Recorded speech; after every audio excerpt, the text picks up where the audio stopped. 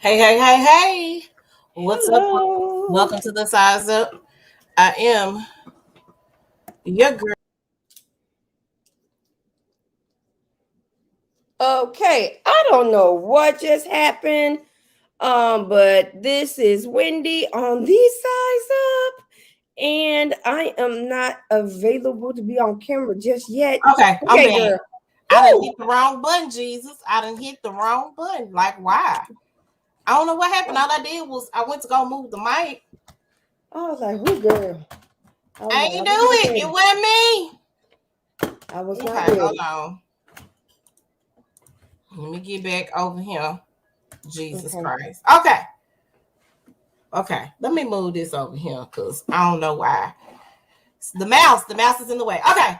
Hey guys, your girl Vicskeyas Faith. I got Wendy here with me. We are here. We are live. Apologize for last week. I was coming down with some. I don't think I'm 100%, but I'm better than I was last week. So I got to figure out what's going on, Jesus, because my energy level is like bananas right now. It's not where it needs to be. So um hopefully and prayerfully I can get down to the bottom of it and figure it out. But I really felt like last week was like the worst. I spent the whole weekend in the bed. It was not fun. I got to watch a lot of stuff though. I know you did. I got to I watch know plenty you of did. things when I was not asleep. I went through all of the Wu-Tang saga on Hulu. I watched all of that. I got Mm-hmm. caught up on whatever shows I didn't watch the past week. I watched a Did, lot. I watched a lot of did TV you end last up week. watching Big Sky? I Huh? think I watched it. Did you end up watching Big Sky? You said say that one more time? Big Sky. I can't hear you. It sounds like you're far away. Um, wow, we're waiting on Wendy too. I know we're gonna get rolling, but I want to send a special shout out to my alma mater, Jackson State University. They are the SWAC East champion, and they are going to the SWAC championship. And yesterday, like I say last night, yesterday we clinched the win against Alcorn State University, and we will be hosting the SWAC competition. Um, I really want to go to the game. It's December the 4th, if I'm not mistaken. I don't know if I'm gonna make it. Um, but I'm very excited and very happy for the program. They kind of hit a setback, but not really this season with Coach Prime being he had to have foot surgery. He had some uh Didn't didn't he also have COVID? I don't think he had COVID. They didn't say. I Uh thought it was on the news one time. no, I didn't see that. I knew he had some other I think he had some complications due to his surgery, but I did not hear COVID. Um he's been in a wheelchair, confined to a wheelchair. Um and he's been on the sidelines for the last couple of games. So I can't wait till he's back, fully healthy. Uh Mm-hmm. so I'm excited about that. We also lost this past week rapper Young Dolphin. We're going to get into that closer to the end of the episode. But Mm-hmm. I want to send condolences to his family, his Wife and two kids. wife, two kids, friends, everybody that's in his camp.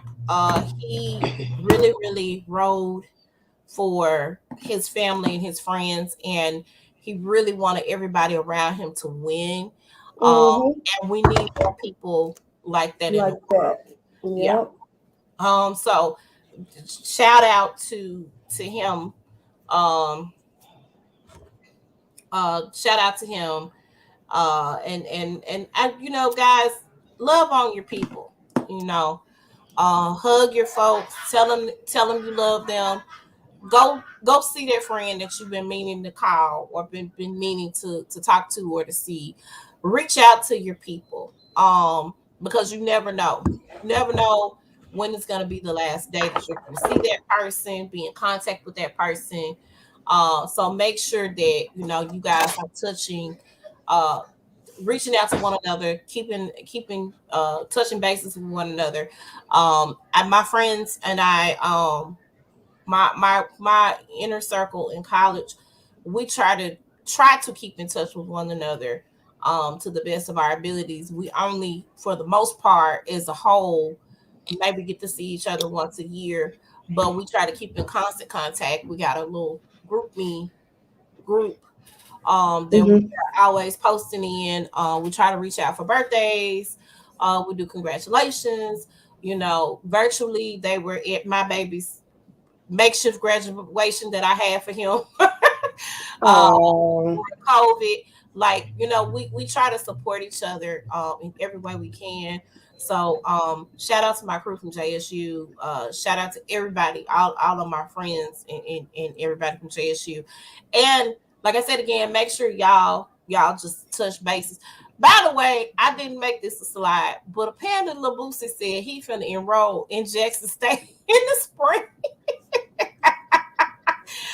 Woo! I said, oh, okay. So I wondered if they gonna let him pledge Kappa for real. This time, you remember he had the little Kappa. He was wearing the Kappa slippers. Mhm. Kappa, yeah. We'll see how that works out for him. But yeah, shout out to Jackson State. Y'all are doing wonderful things. And let me tell you this: this does great things for HBCU programs. A lot of kids are now wanting to play for HBCUs. And I'm super excited about that. I'm super excited to hear Mhm. that they actually want to go to a black school. We're getting exposure on ESPN. They actually had the game yesterday on ESPN Plus, but we've been on a number of our games have been on ESPN 3. Um, Mhm. we haven't made it to the big leagues yet, but we're getting exposure, which is great. This is more exposure than we had. I know before we had games that aired on BET in the past, and then when I think Viacom like fully took over BET, that stopped. But this is an opportunity for us to continue to grow. I'm interested in seeing what Eddie George does um, over at TSU. I know they're trying to Mhm. rebuild. He just got the job at the beginning of the season, so I'm hoping and praying that he does the things, the things that I see Dion doing. I imagine Eddie George is a stakeholder in the Nashville community. Mhm. Dion was in Texas and he left Texas and moved to Jackson, but and he's become a stakeholder in the Jackson, Mississippi community. But Eddie George has been in Nashville. I think he played for the Titans.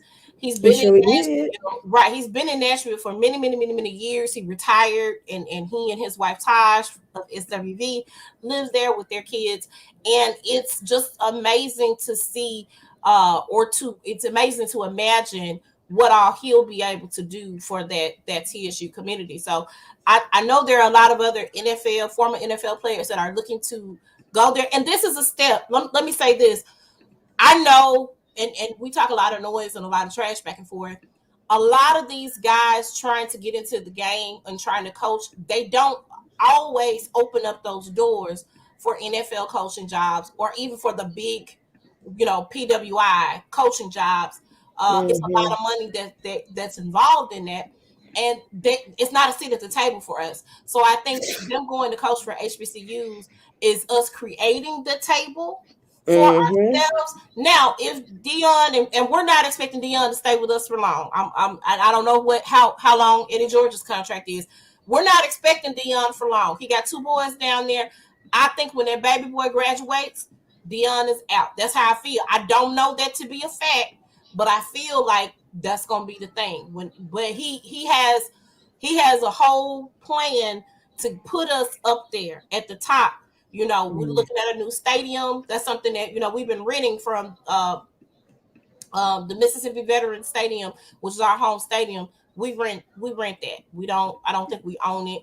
So he's in the process of doing a whole new sports complex for us, and to host some of the NFL trials and that sort of thing in Jackson, Mississippi. Like, he's doing some different things, and I'm sure Eddie probably has a plan in Nashville similar to that. But it will be interesting to see how these other former NFL players, as they're looking into retirement and stuff, this is a stepping stone for them to coach. So I just want to just put that out there, and shout out to them, and shout out for them to taking those steps and bringing the notoriety to our HBCUs. We finna get going with the shine. So Jessica Watkins is the first African American astronaut to actually not go to space, but actually to stay in space and live in space and stay on the space shuttle. I think she's going to leave in April of 2022. She's going to be living there, studying whatever they do when they go to space for 6 months. This is exciting. I love to see this. You know what? I've always wanted to get on the ship and fly into space. We saw Jeff Bezos and them do it on the. Let's not talk about that ship because that was wrong. The way they was shaped, it was not cool at all. But but they got to go. And they just went and turned back around. They really was like just in the atmosphere. And just for a moment. Just for a moment. Yeah. She's going to be actually in space for 6 months. So I'm super excited. Congratulations to Jessica Watkins for having this time that she's going to spend in space. And this is STEM careers are very, very important, especially in our Black communities.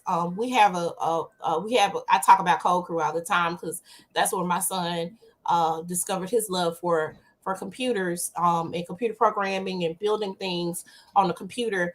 But there's another program here in the city. I think it's called Girlll's Code, which or Black Girls Code, something along those lines. And I'll try to see if I can get the information.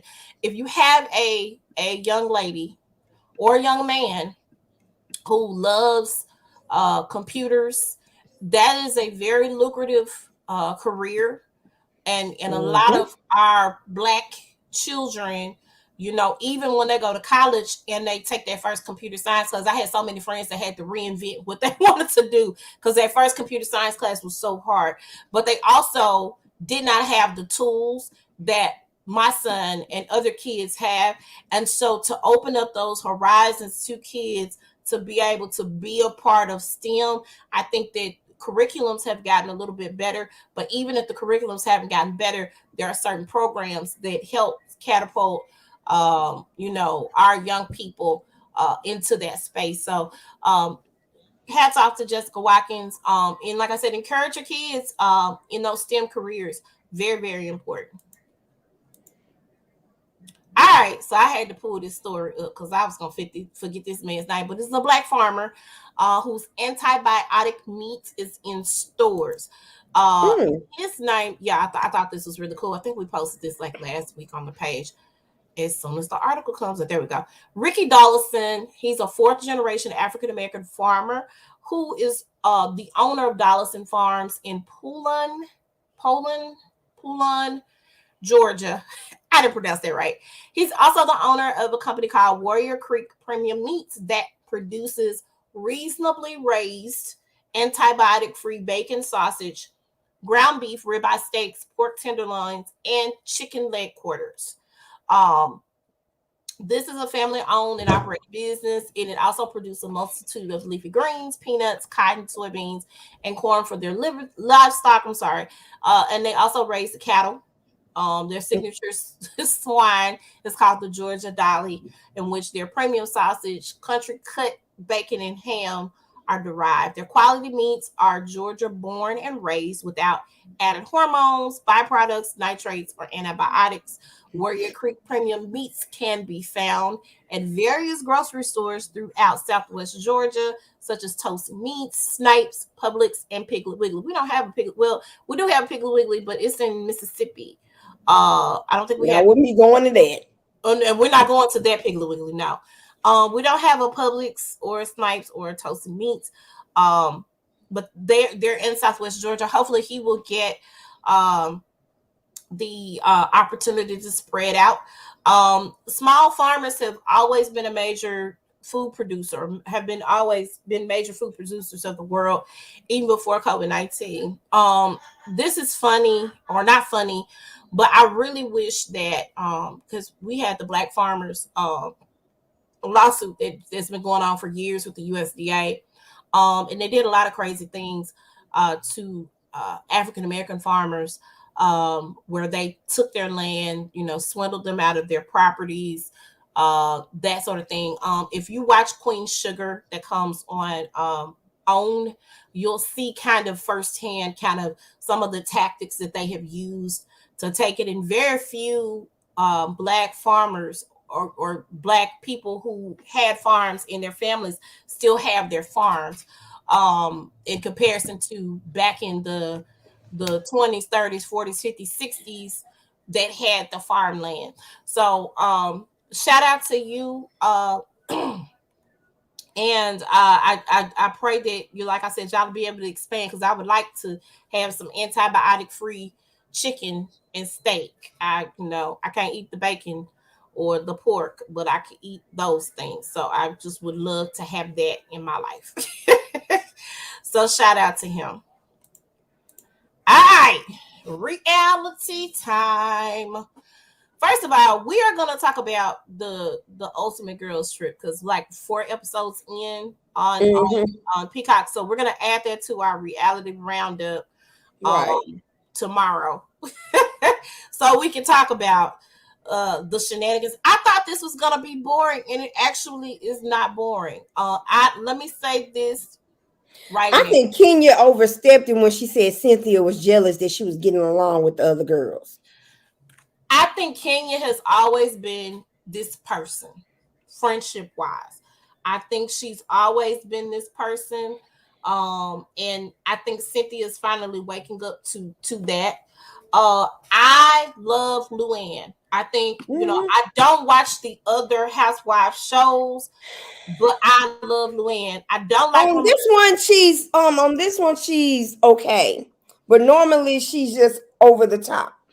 I mean, just like now, explain to me how she's a Contessa. Can you explain? Okay, because she a contest countess.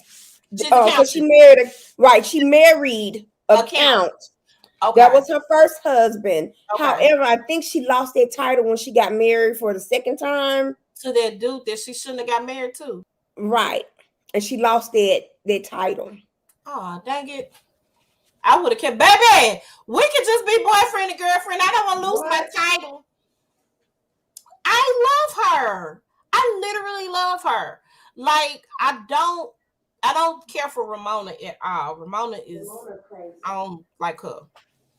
But I like this girls trip. So it's interesting, because I was like, who want to watch these girls get together and be on a trip where I deserve to be in a villa in the Turks and the Caicos. But the Turks and the Caicos. You say that one more time. Okay, go ahead. Okay, I couldn't hear you because it sounded like you're far away. I am. Oh, okay. So I thought it was gonna be boring, but I said, why not? Let me try it. And it's quite interesting. Like, I watched the first 3 episodes all the way through. I didn't stop. I sat right there and watched it. It was quite interesting. So I'm interested in seeing future seasons. I can't wait to see season 2 and how that. But I do like to see the women bonding. I do like that because they only get to see each other in passing. I know that if they're on the Watch What Happens Live together, or if they just so happen to be at a Bravo event together. So I do, or what they call it, BravoCon. Right. They don't really get to interact with one another. So I think that was a very good idea, and a great example of pivoting. I did not realize how close Luann and Cynthia was.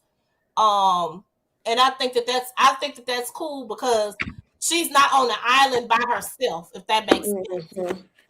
With the little mess that's going on with Kenya. So, but we're going to talk about it. We're going to delve into it. So y'all make sure that's on Peacock, by the way.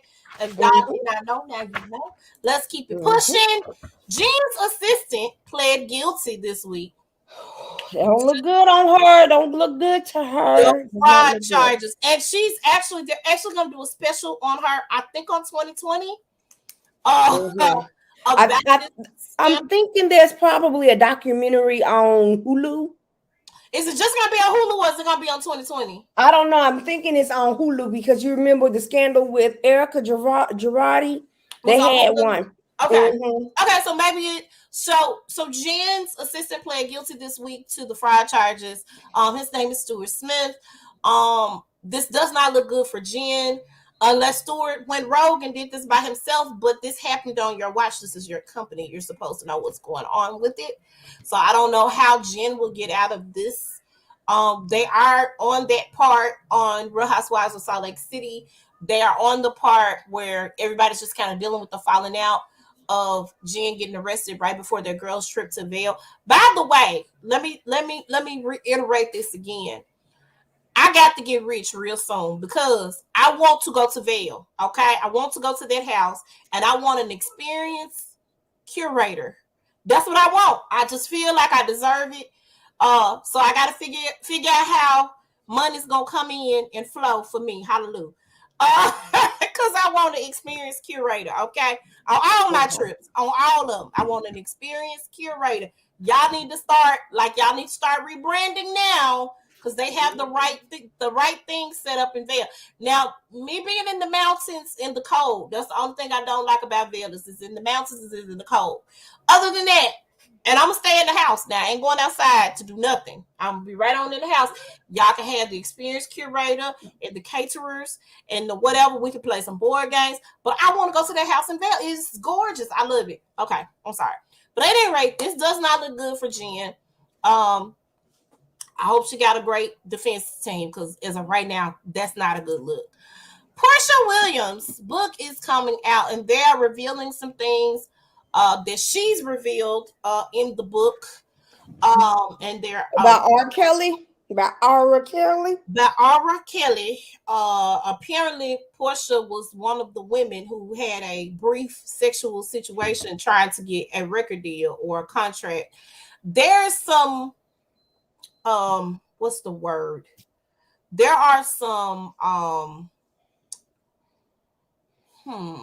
discrepancies in the timeline because some people are saying that this apparently happened while she was still married to Cordell.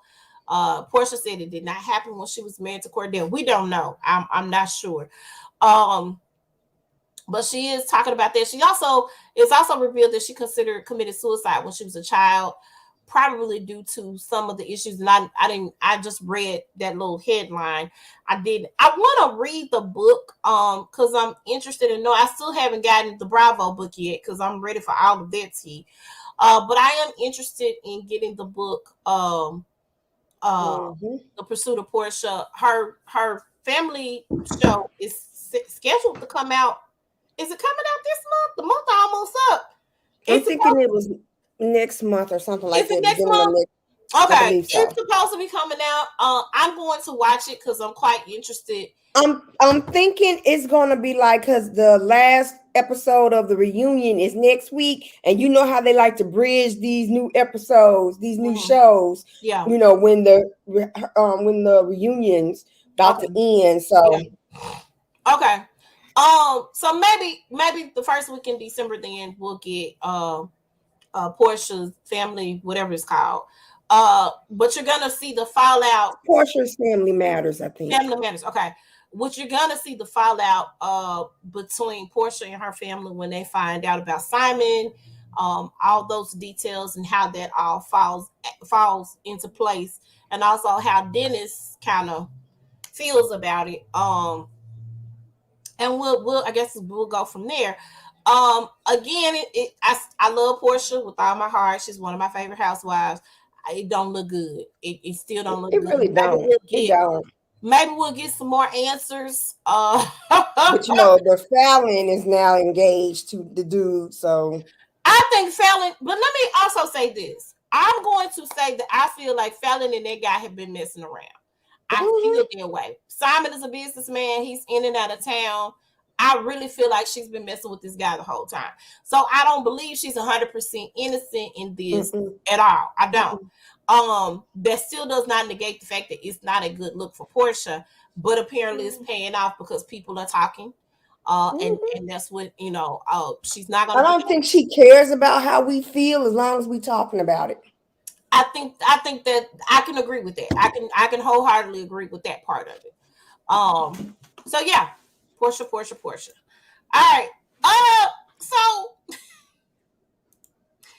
Mia Thornton of Real Housewives of Potomac decided she was coming out with her own candle line. I guess to rival Karen and also to rival Wendy. I think more so to rival Wendy, more so than anything.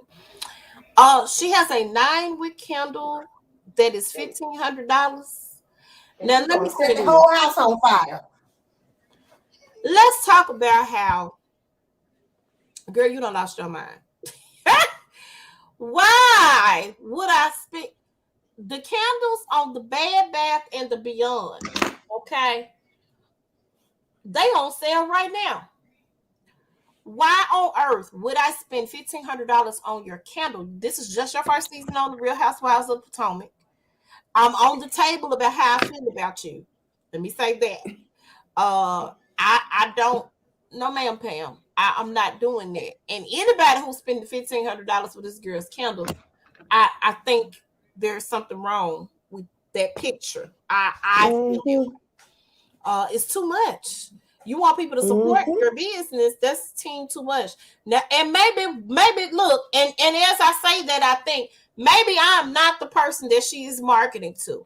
Maybe she is marketing to people who make the type of money that she makes. Maybe. I don't know. Maybe it's for her little crew and her folk who can afford it. I can't, even if I was making her money, I can't afford $1,500 for no count. I'm not doing it. That's stupid and dumb. Dumb and stupid. I have a friend, well, not a friend, but she's one of my friends on Clubhouse. I'm in this Clubhouse called the Herpreneur Network. And she makes candles. She lives in Tennessee, Clarkston.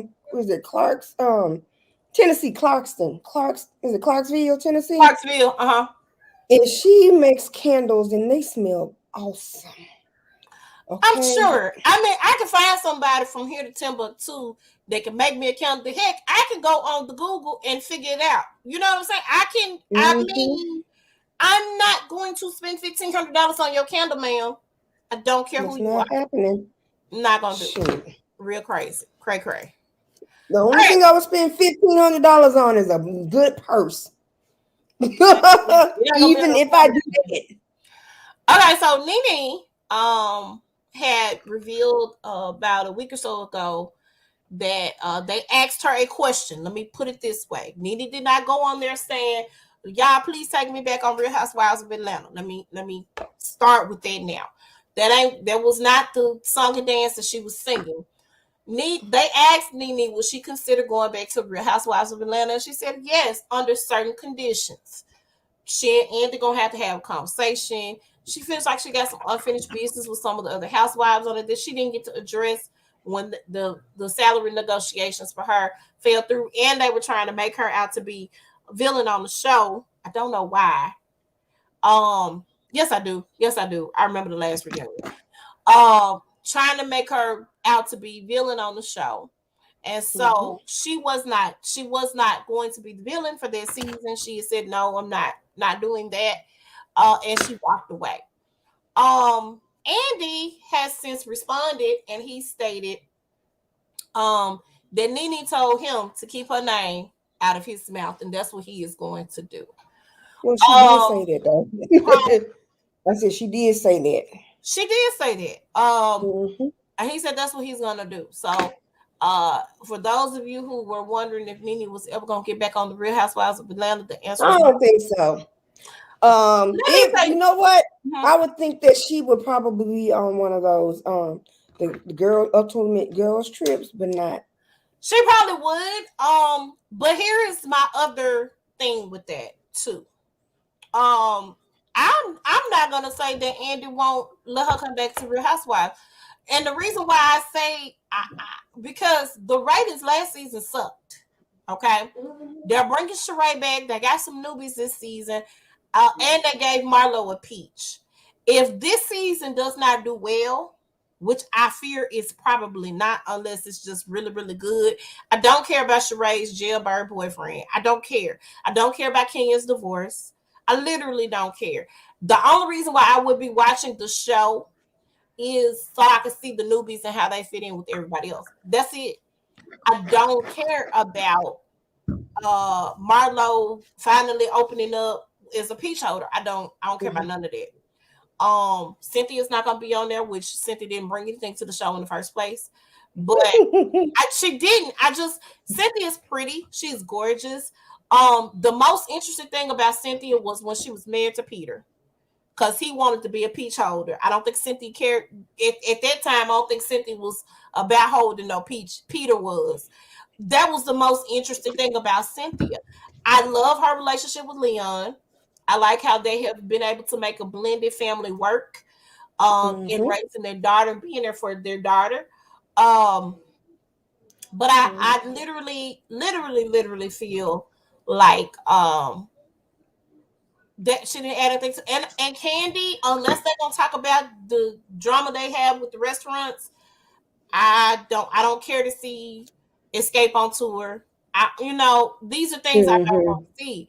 So I don't know. They didn't show Kenny with Dancing with the Stars, so I don't know who she's finna make her storyline, because Porsha was her storyline last season in her divorce. So I don't want to see the divorce thing. I don't. They mentioned it on this Real Housewife Ultimate Girls trip. I don't believe he's been texting her and saying those things to her. I really don't. Let me tell you why I believe that he's been texting her. Mark is just as much as an attention whore as Kenya is. Mark likes the notoriety.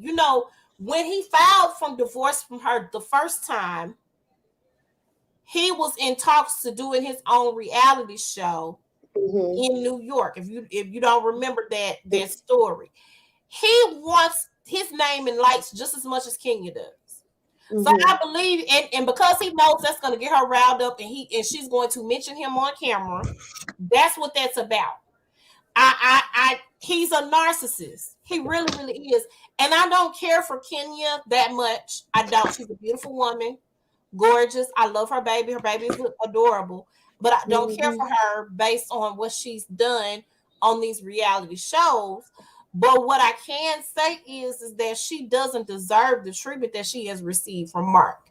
I don't agree. Well, you know what? The way she treat other people, that's just karma. That's all I can say. I mean, I get the karma part. I literally get the karma part. But it's ridiculous, and it's crazy. It really is ridiculous and crazy. So I don't think that it's a no for Andy. I'm gonna say that, and it might be 2-3 years from now where Andy and Nene patches up. He might invite her on Watch What Happens Live, and they have an in-depth conversation. They're one-on-one, the way he be doing the one-on-ones. Right. It'll probably just be a Nene episode. But I feel like at some point, Andy's gonna have Nene back on Real Housewives of Atlanta. Mark my words. She's gonna have some things happen. I feel like Nene will benefit more having a show kind of like Lisa Vanderpump. And I said that before. A lot of people I've heard very great reviews about the Lanithia. I hate the name of the lounge, but hey. But it's named after her. Her name is Lanithia. Named after her, but I'm just saying. It just reeks middle-aged lounge to me. But people have gone. I have friends that have personally gone to the Lanithia lounge, and they've enjoyed themselves. The food is amazing. The drinks are amazing. The entertainment. So I would love to see that, because I want to see Nene grow from Real Housewives of Atlanta. I don't want to see her fighting. You 50-some years old. It's time to get, and the same for the old white women that be on the real. I need y'all to do something different. And I know Ramona, oh my gosh, she's like 60-some years old, acting like she acting still. It's ridiculous. It doesn't make sense, but it is what it is. Teresa seems a lot more calm too, by the way. We're gonna talk about that on the Ultimate Girls trip. After she divorced her husband, yes, she has. She is a lot And, calmer. and then she's engaged to the guy. Yeah. He proposed to her. Yeah. But I don't think he proposed to her then. No. I just think they were just together at that point. But I like I said, she seems a whole lot calmer. But yeah, I don't think that this is a no. I just think that he said right now, she told me keep her name out my mouth. So that's what I'm gonna do. We'll see how this unfolds. All right, Tammy Roman. Oh gosh. All right. I am not a hater. I'm not a hater either. I don't. But this is why I don't date guys younger than me. Especially guys who have not. Hold on. Who have not had kids. Right. So let's talk about this. First of all, Tammy got married to a guy who is younger than she is. I think he might be in his 30s. Tammy's in her 50s. No, she's 49. Is she 49? Mm-hmm. How come I thought Tammy was 50? She's 49. Okay, she's 49. Okay. So he's younger than her, but he ain't like younger than her, but he ain't never had kids. He's an only child, that sort of thing. I think Tammy had siblings growing up. Tammy has 2 kids. She has 2 daughters. And Kenny Anderson. And Tammy tried. Let me say that for all intents and purposes, Tammy actually tried to have a baby and had miscarriages. So, and I'm gonna say this, and I do believe that the reason why she's been having miscarriages, and even though she had 2 pregnancies, I don't know how many times before she had those 2 babies that she's been pregnant and hadn't had miscarriages, but I really do believe when she had that abortion, it kind of messed her up. Well, but she had 2 babies after that. That's what I'm saying. Yeah, that's what I'm saying. I don't know how many times. She's old. She's old. According to pregnancy rules and regulations, Tammy is old. Okay? Not saying that she's old like that, but I'm saying Tammy's I'm too old to carry a baby. The doctor probably gonna have me on bed rest and all this other stuff. And I'm in 40? I'm in my 40s. I'm 40. You 40 what? 41, 42. Yeah, somewhere up in there. So if I'm 41, okay, and I am carrying a baby, then it ain't finna work out. Girl, you killing me here with your hair. She said, I see that. So even let me tell you, a geriatric pregnancy starts, I think, mid to late 30s. Mm-hmm. That's where geriatric I'm gonna be on bed rest. If the doctor say, hey, Faith, you pregnant, I'm gonna be on bed rest. I don't want to go. Who wants to go through that? I'm in my 40s. She is 49, going on 50. The abortion. Well, Janet Jackson had her baby at 50. Janet Jackson had her baby at 50, and that's fine. There are one-off situations. I know a lady who carried the baby in her 60s for her daughter who couldn't have a baby. What I'm saying to you is, across the board, Tammy had issues with carrying babies at this. I'm thinking that abortion that she had would probably have been a problem. Yes, she had 2 babies, but we don't know how many times she was pregnant in between those babies. Well, we don't know that, but we do know that she tried to carry, but she's older. That's all I'm saying. Mm-hmm. She's older, and when you get older, there are a lot of health. Then on top of that, Tammy had a lot of health issues. That's the other thing. You got to remember, she's diabetic, if I'm not mistaken. It's some other things that she's gone through and have dealt with. You see what I'm saying? So with that being said, since a lot of things that she's dealt with and is going through, I don't think Tammy could have carried the baby. But this week, was she on The Real? What was she on? Was it The Real? I think it was on The Real. And I really don't watch this show like that. I see the clips on YouTube. Because I'm still like, I understand it might have been a hostile situation for y'all with Tamar, but Tamar was good on that show. I'm sorry. I don't care what nobody say. Tamar was good on this show. She told the ladies that she would give her husband, they could break up for 1 to 2 years, so he can go out and have a baby with another lady. I'm like, why not just get a surrogate? Private chat.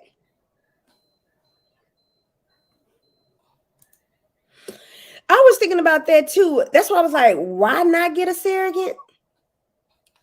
That's what's wrong with you're gonna raise the baby?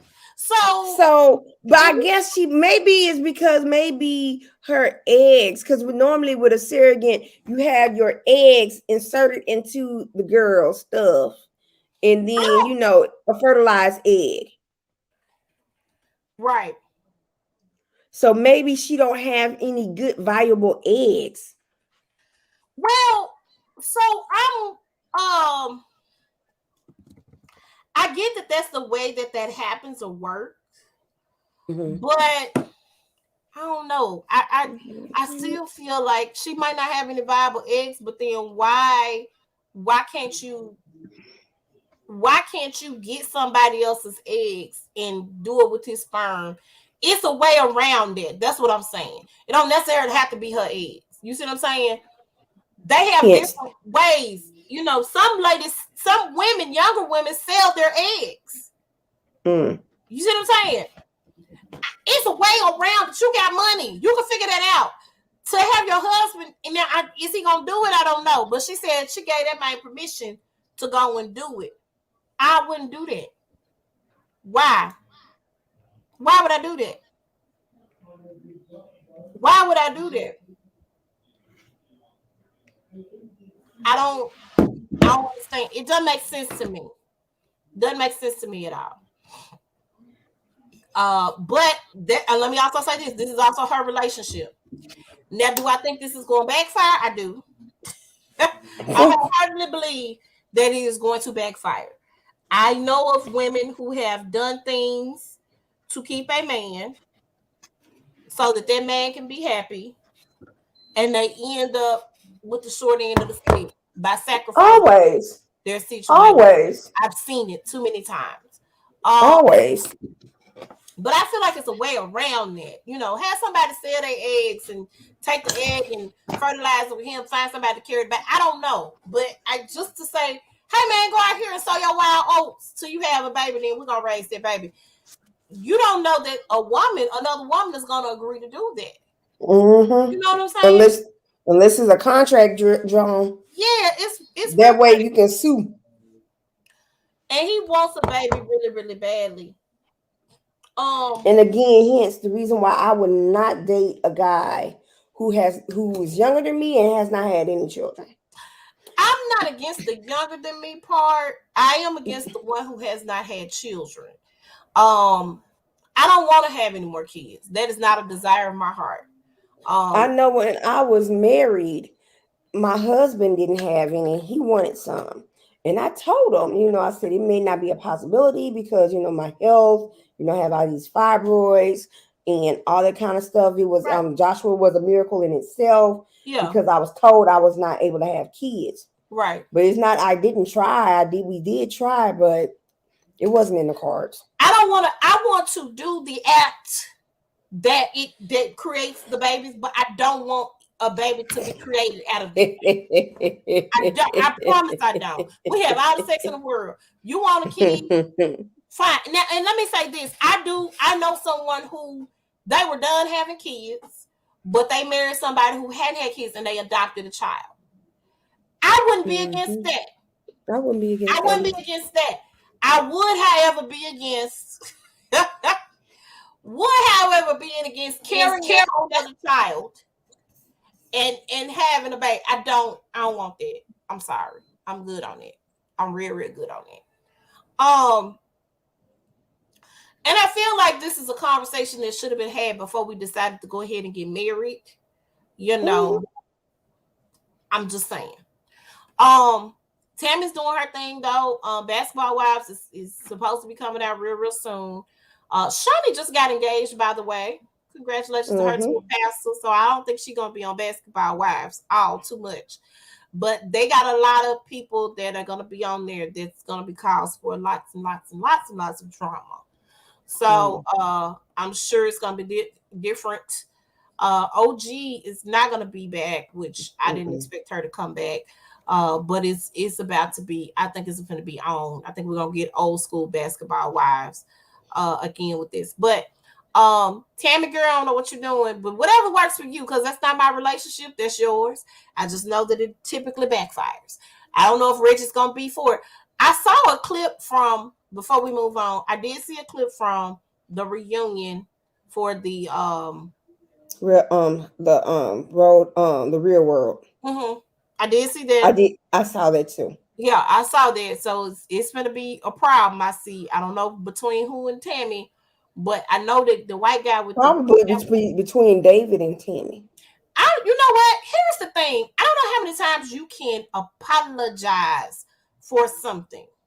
He apologized several times. He apologized that night. But after the fact, they had like a 10-year or something reunion, and Tammy talked to him. They had a face-to-face conversation. He apologized. She accepted his apology and moved on. Why are we going back and rehashing this? I don't know. But that man has apologized several times. Now, if he pop off and he does something he ain't supposed to be doing, that's one thing.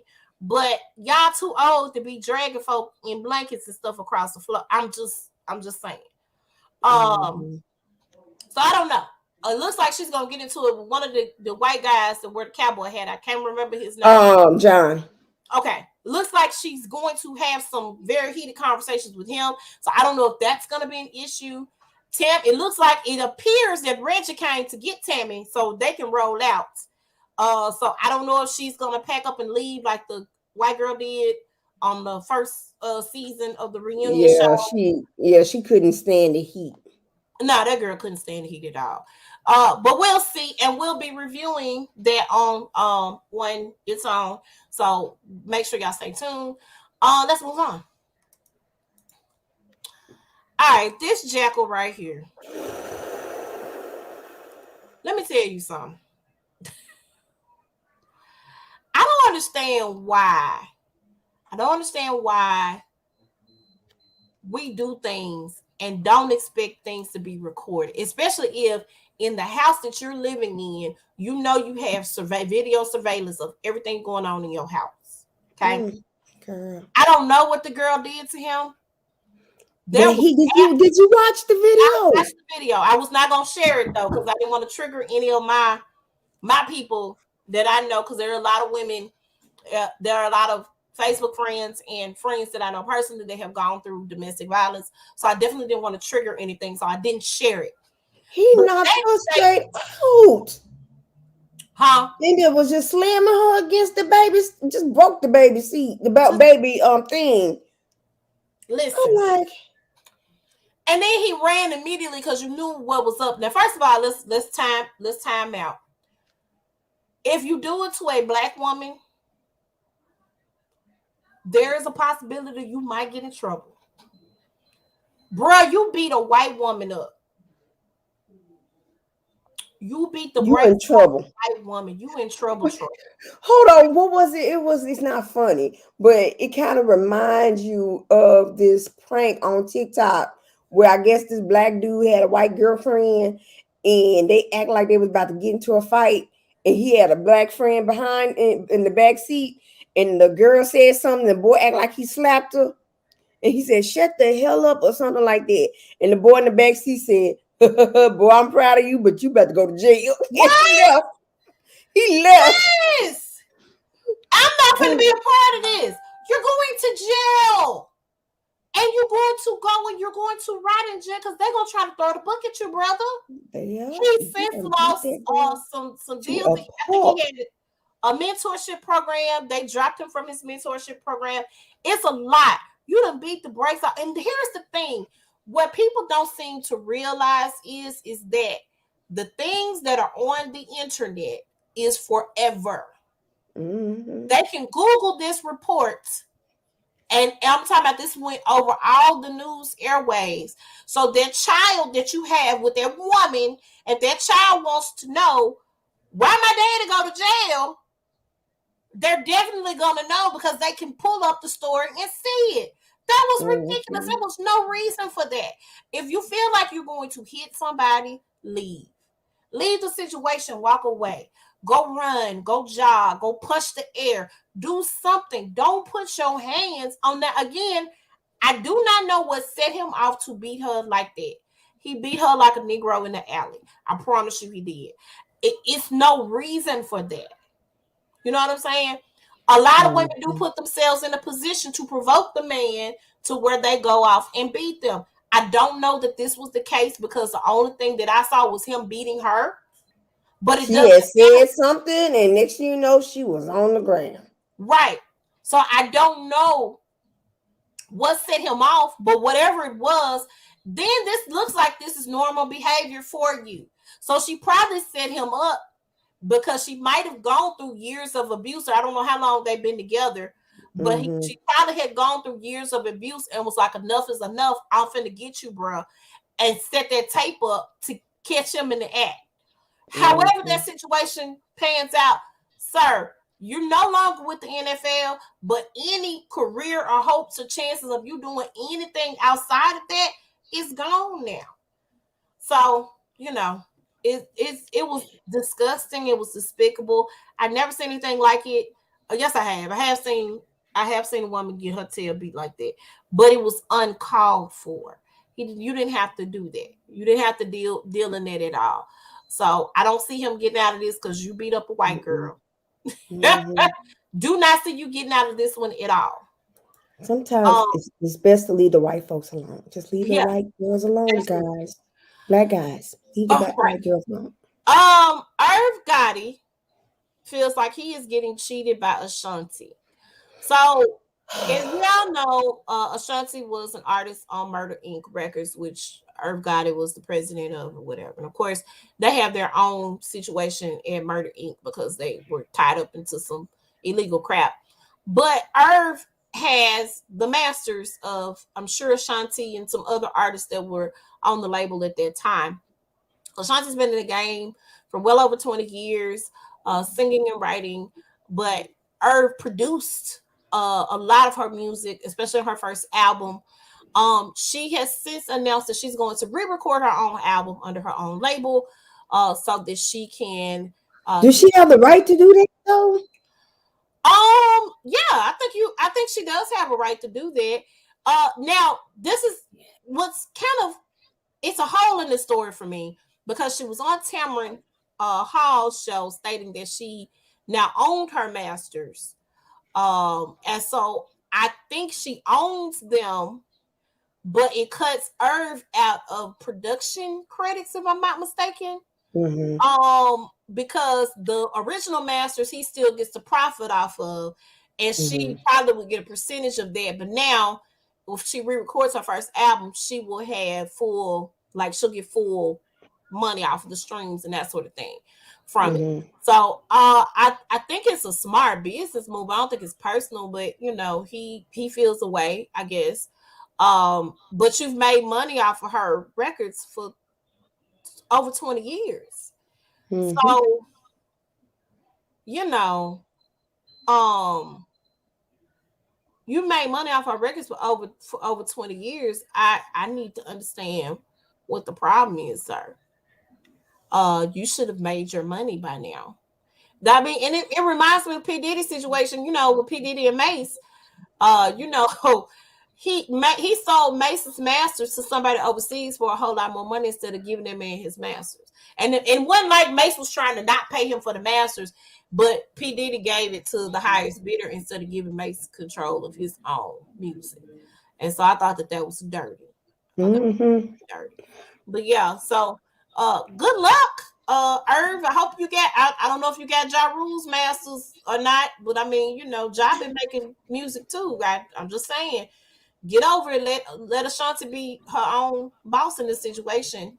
And let her do her thing. You know, she wants full control. She deserves it. Yeah. All right. So Howard University has apparently reached an agreement with their students for the living conditions in the dormitory. They did not disclose what the agreement was, but they are going to start cleaning up the dormitories. The dorms had mold, rats, roaches, infestations, that sort of thing, and the living conditions were unbearable. And of course, the administration initially tried to put the stronghold on the students. The students said, we ain't going. They have been protesting for 34 days, so a little. And the administration had finally said, hey, we're gonna let y'all have it. I do know that after Thanksgiving break, and this was, I don't know if this is how true this is or not, but from my understanding, after Thanksgiving break, those students are going to be doing virtual work after Thanksgiving break, so they won't be back on campus, from my understanding, and that's going to give them some time to clean the dormitories, do what needs to be done as far as getting those infestations and everything taken care of, so when the students come back, they can come back to clean and livable conditions. And Jesse Jackson, they really gave Jesse Jackson a shout out. Jesse was pivotal in helping the students reach this agreement. He was a part of the negotiations. I think he fell ill. Remember, he had COVID. That's when he got COVID? Around that time, yeah. Okay, I didn't realize that's when he got COVID. So he's probably still now feeling the after effects of it. Okay, probably because he fell down and was rushed to the emergency room when he was supposed to be speaking to the students. So let me say this. I am a product of HBCU. I have many friends that went to HBCUs. I applied to almost a lot of them either. Okay. I wish I would have gone. We hate that you feel left out, Wendy. We do. I do. You know what? I should be a Clark Atlanta University alum. I should have been. Let me say this. The increasing cost of the schools, and I understand, schools not only rely on tuition from students, but alumni giving back to the universities. Howard is one of the most prestigious HBCUs in this country. They put Howard right up there with an Ivy League school education, basically. I'm not saying that, not to take away from any other HBCUs, but that's the pedestal that they put Howard on. With that being said, there is no reason why Howard should have the living conditions that they have in the dormitory. Because then what is the point of the tuition? I know some of the tuition pays the staff. But their room and board, let's just talk about room and board. The board takes care of the food, whatever meal plan you're on. The room is for the upkeep of the property. So somebody's mismanaging funds somewhere. Somebody's doing something. It's not feasible that is, and I would like to think that someone on that campus or somebody who has graduated that is famous or have the money to give back in a way to help them upgrade their dormitories. It's no reason why, everybody ain't got to go through the struggle. I don't expect the dormitories that I stayed in when I was going to Jackson State to look the exact same. I don't expect that. Maybe the outside, but the inside, I'm expecting renovations to have taken place, to happen, and upgrading and updating. Because let me also say this: tuition goes up almost now on a yearly basis. So if that's the case, if those numbers and those figures are going up, explain to me why y'all haven't updated this stuff. They should not have the same dormitories if they had in 1965. Because I'm telling you, at University of Memphis, they got rid of a lot of dorms and then reconstructed new dorms. Yeah. Since 1997 to 1999, that's when I graduated. Yeah. So it's just we have to look at that as a whole. And those alumni of those universities also need to be holding those universities, to a higher standard. Definitely need to be holding them to a higher standard, especially if you are giving back. And so I'm glad that they have reached an agreement. They still have more work to do because I think that was only for one of the dorms on campus. I'm not sure if it was for all of them, because it was a lot of students that protested. But I hope they go ahead and get get this resolved as quickly as possible. All right, so Astro World Festival tragedy. Two more people have passed. Huh? 2 more people have passed, so now it's 10. 9-year-old boy. Yeah, 9-year-old boy. So they're at a death toll of 11 now. I thought it was 10. No, it's 11. It was 9 initially. So it was 8. Was it 8? Was it 8? It was 8. Okay, I'm sorry. So we're at a death toll of 10 now. The 9-year-old boy, that's what really broke my heart. He was there with his dad. His dad had him on his shoulder so he could see in the crowd surging, caused him to lose balance, and he and his son got trampled at the concert. 270 lawsuits have been filed against Travis Scott. Drake, I didn't know Drake performed during but I'm just saying, okay, they not only needs to sue Travis, they need to sue City. I'm not done. Oh, okay. Live Nation, Apple Music. There are several entities that are being sued, and I think they're up to. Hang on, let me see what they are, because at first they were at 715 million. Now they're in the billions right now. Let me see here real quick. A lot of people are saying Travis Scott's not responsible. He's partially responsible. He is partially responsible. They're at 2 billion now. 2 billion. A lot of people are saying, that he doesn't do like he's not a concert promoter, he's not an organizer, he doesn't know what all it takes. But the chief of police sat down and had a very candid conversation with him prior to the festival and the event. I was thinking that this was strictly a Live Nation event, but from my understanding, this is, like a Travis Scott Presents type of deal. This is what I read. I could be very, very wrong. With your name being on the docket, with your name being the big headliner, you're going to hold some type of responsibility. Do I think you owe $2 billion to these people? No. But I do think that there is some type of responsibility that you should bear. And here's my thing, because Kylie has been affected by it. Folks been throwing away her stuff. But my thing is this. Like that. I know, but this is what tripped me out. Like when the Colin Kaepernick situation, and people were burning Nike shoes and Nike jerseys and stuff like that. You already bought it. They already got their money. They got their money from that. Crazy. Yeah. But yeah. I don't. So hold on.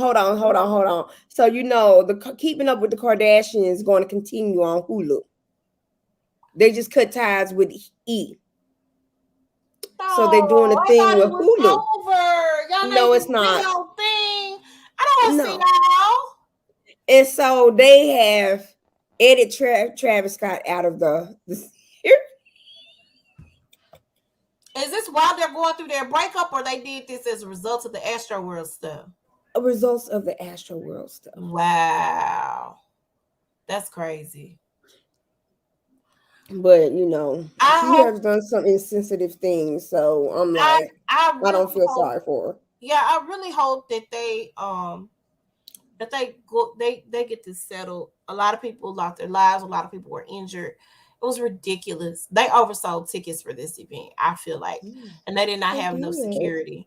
Yeah, it was like 50,000 tickets that were sold. Yeah, and it was more people out there because some people didn't even have tickets that were out there. Yeah, and they only had like 500. And he was, and Travis Scott was saying they was going to get y'all in. You just come to the side and stuff like that. So and it was only 500 security personnel there. It was not enough for everybody that was there. So, yeah, it's quite unfortunate. All right, we're not going to spend a long time on this. I blocked a couple of people off of my Facebook as a result of my how I feel about this. Let me start off by saying that the families that have, or the people that lost their lives as a result of this incident, my heart goes out to you. People that were injured as a result of this incident, my heart definitely goes out to you. Kyle Rittenhouse was found not guilty this week. And let me say this. This is why I feel like he was found not guilty. I'm gonna tell you, I think that the prosecution did not do a strong enough case, because the point they overshot the charges. I don't think Kyle Rittenhouse went there to intentionally shoot anybody, and they had intentional homicide instead of reckless homicide. The charges were too much. I think they should have, in order to get a conviction. And I think that's why the jury was having such a hard time, because it took them probably about 4 or 5 days, if I'm not mistaken, to deliberate on this. The video did show the people coming at him, but they were coming at him because you walking around with this semi-automatic weapon. We don't know what you're gonna do. Here's my thing. You went cross state lines with an assault rifle, and you was under the age of 18. Under the age of 18. So if you was to go to jail, if you didn't go to jail for the killing and stuff like that, you should have did some time for at least carrying an illegal weapon. But the judge dropped the weapon charge. So there's that. Yep. And I think the judge was too much on his side. I think the judge was too. Let me also remind you. Either that or he was paid off. Somebody paid him. He's white. He at the time was 17 years old. They're going to sympathize with him. Had this been a black person at the age of 17, then he would have been, the book would have been thrown at him. So with no questions. I do think that he should have accepted responsibility for this. He cried like a bitch. He cried like a bitch. He did. Let me also say this. He cannot be retried again, because there would be double jeopardy. So he cannot be tried again. So this is it. This is the end of the road for him. So this is what happened. Now that he's been acquitted, he has now feel like he is invincible. Right. That he can do any and everything like Zimmerman. Yeah. And he's going to do something else, but this time he's going to be back in jail like Zimmerman. Yep. It's only a matter of time, because you have allowed and then his mom, no responsibility to his mom who drove him. Who drove him? Looking all haggard to be 30-something years old. I look younger than his mama. All right, go on to the next one.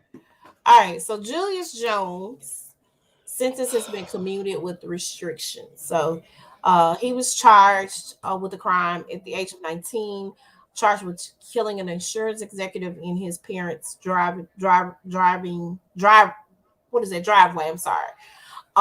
They have proven that he was not guilty of this crime, but the governor has not lit up. But he did do one thing, and that is Julius will not die. The commutation is for his death sentence to be commuted. However, he cannot be released from jail. He has to spend life in prison. No parole. But I really do think that he probably will be eventually in the next decade. Give it a decade. But the baby been in prison since he was 19 years old. Who has a dick? I think that I know. It's the governor. I need the governor to go bye-bye. I can't. Right. Him. I literally can't. And I know he probably has to be Republican governor. I know he ain't a Democrat. But if the evidence supports that somebody else killed the person and not him, then common sense should say, okay, this man should go free. They're not trying to let him. But I'm glad he has not been executed either, because they did this at the last hour, because he was set to be executed. And they went ahead and commuted his sentence. So I'm still not satisfied, because if he did not do the crime, he should not be in prison. Doing the time. And Right. I don't know if this because if they thinking that he's gonna sue the state of, is it Oklahoma, right? It's Oklahoma. Yeah, I don't know if they're thinking he's gonna sue the state for wrongful imprisonment, which he should. He needs to get a settlement big time because he lost a lot of life. So let's talk I about don't care this. if I don't care if you are still alive. When you in jail falsely accused of something and you have spent some jail time, guess what? You have lost some kind of life instances. Yeah, absolutely. So you're gonna have to be reprimanded. Whatever. Yeah, reprimanded for that. So what? And I don't know what Stitt's term is. I'm definitely not sure of what his term is. I would like to think that some opponent could come in. Now, it don't look good for our midterm elections right now, because Democrats are not well liked at this point. We don't have good numbers, and it's due in part to our President Biden. But what is that? Sorry. That is due in part to President Biden and how he's moved throughout this time period. But Stitt needs to go.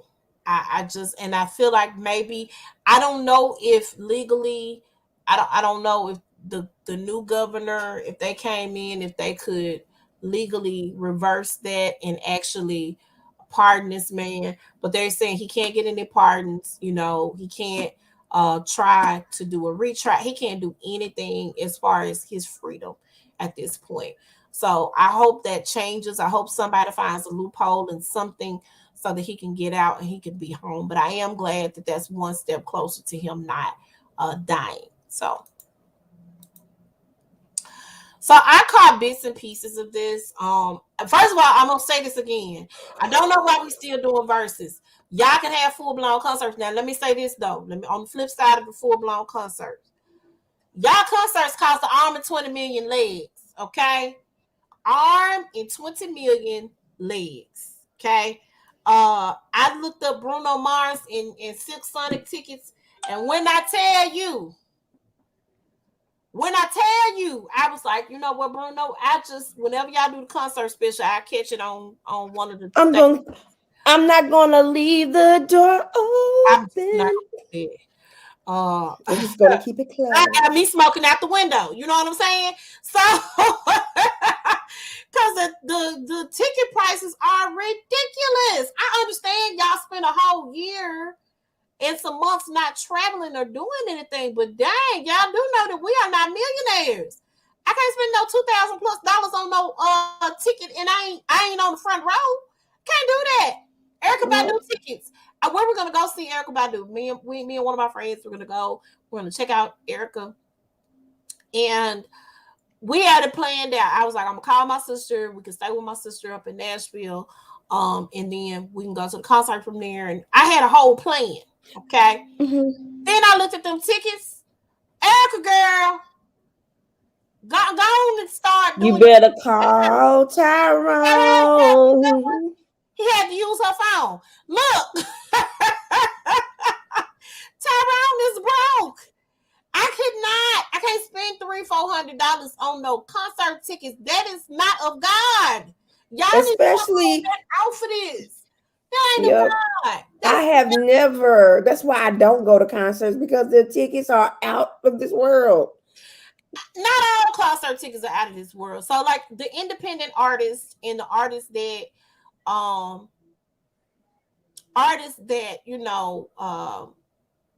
arts on certain levels, I can still go and enjoy them. I can go see PJ Morton and not spend an arm and 20 million legs.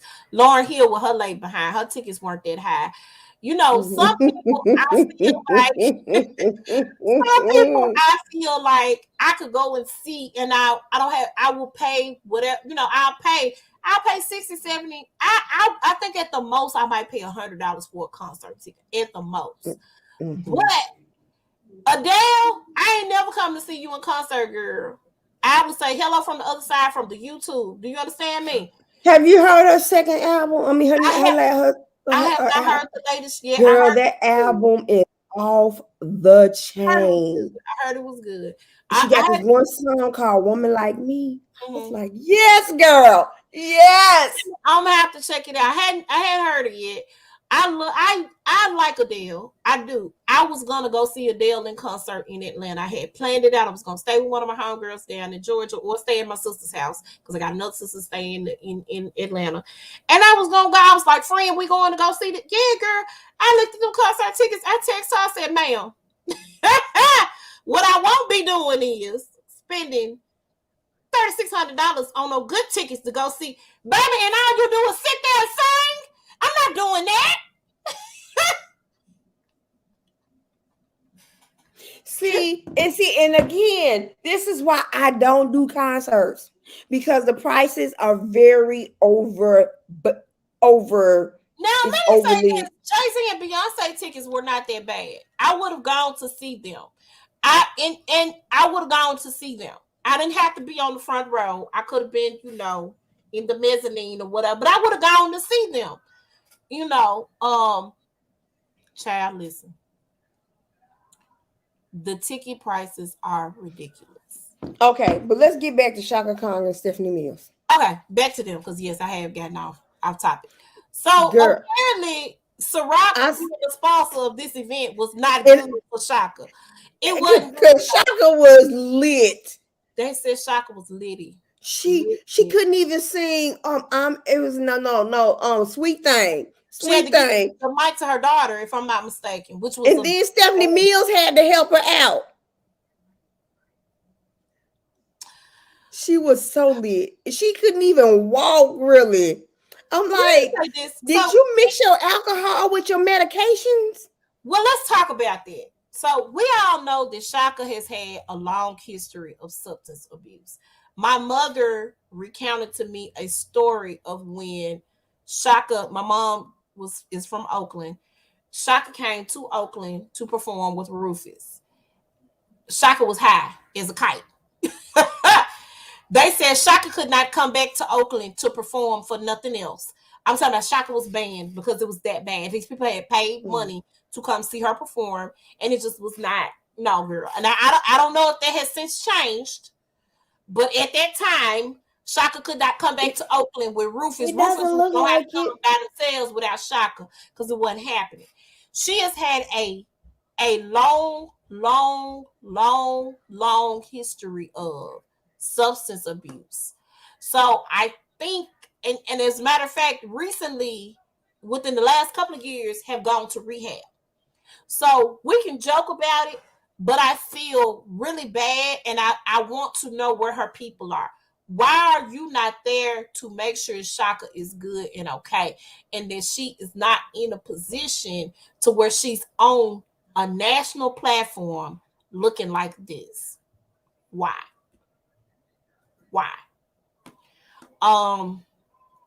Again, they said Stephanie was gracious. She was a really, really good friend. She helped her, was holding Porsha up.